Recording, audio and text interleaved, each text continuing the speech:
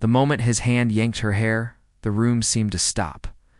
Shock rippled across the faces of everyone nearby. She froze, feeling the sharp sting along her scalp, her heart hammering, but her eyes did not betray her. Anger, cold and precise, began to build beneath the surface. The general smirked, certain of his authority, unaware that the woman before him carried secrets he could never imagine. A Black Ops commander, unseen, underestimated, and lethal. Before I tell you what happened next, tell me in the comments where you're rewatching from. I love knowing who is listening. She took a slow, measured breath, the faint scent of gun oil still clinging to her uniform from the morning drills. The sunlight through the high windows caught dust motes, making them dance like tiny witnesses to the unfolding humiliation. Around her, junior soldiers shifted uncomfortably, unsure whether to intervene. They knew the general's temper, they didn't know her history, and she intended to keep it that way for now. Her mind raced. Every instinct told her to react, to strike, but she paused. Discipline. Strategy. She had trained countless men and women in deadly situations.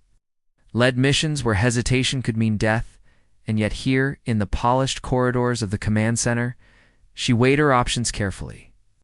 One wrong move could expose her identity before she had the chance to control the outcome.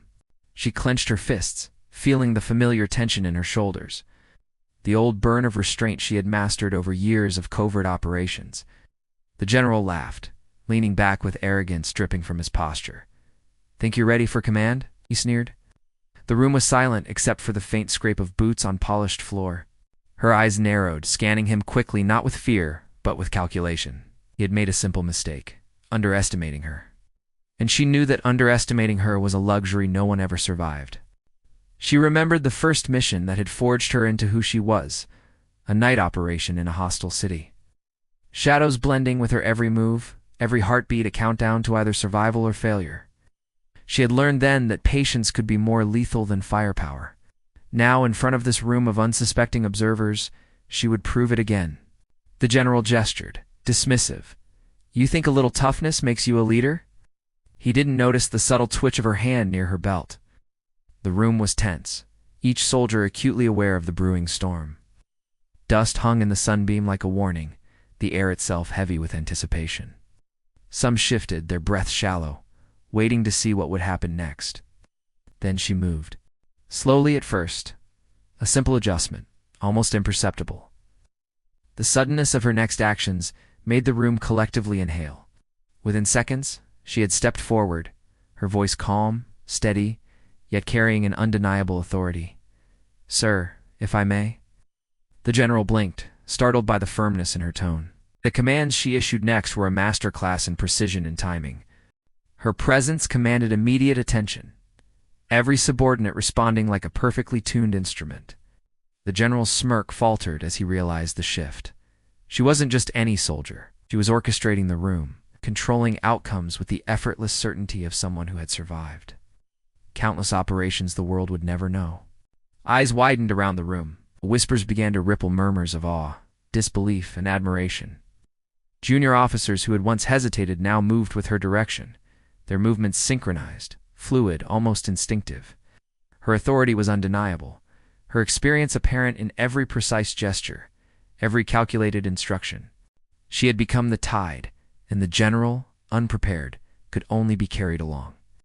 For a heartbeat, the room teetered between chaos and order. He had pushed her too far, misjudged her completely, and now he realized the full weight of his arrogance.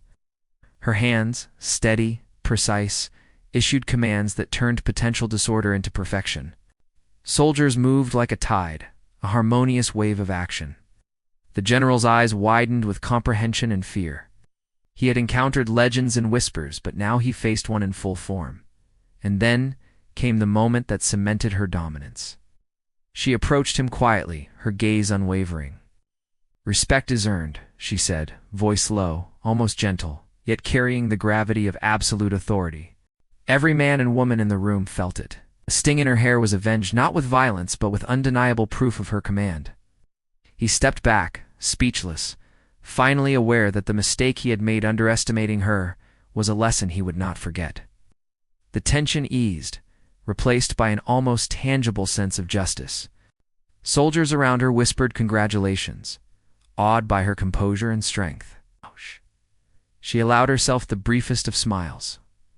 This was more than a victory over arrogance. It was a demonstration of courage, restraint, and the power of controlled force. She looked at the sunlight again, dust dancing like silent witnesses, and remembered why she had endured countless missions in shadows, why she had trained, bled, and persevered. It was for moments like this, moments when courage met wisdom and respect was earned through mastery and moral strength. Because power without respect is empty. Because courage isn't loud, it waits, sharp and patient, until the moment it must act. And the room remembered her not as a victim, but as the commander she truly was. Because courage doesn't vanish, it waits, and it finds its way back. If this story moved you, share your thoughts in the comments, and tell me about a time you faced someone who underestimated you. And don't forget to subscribe to Whispered Words, where every story proves that true strength is often unseen, but never unrecognized.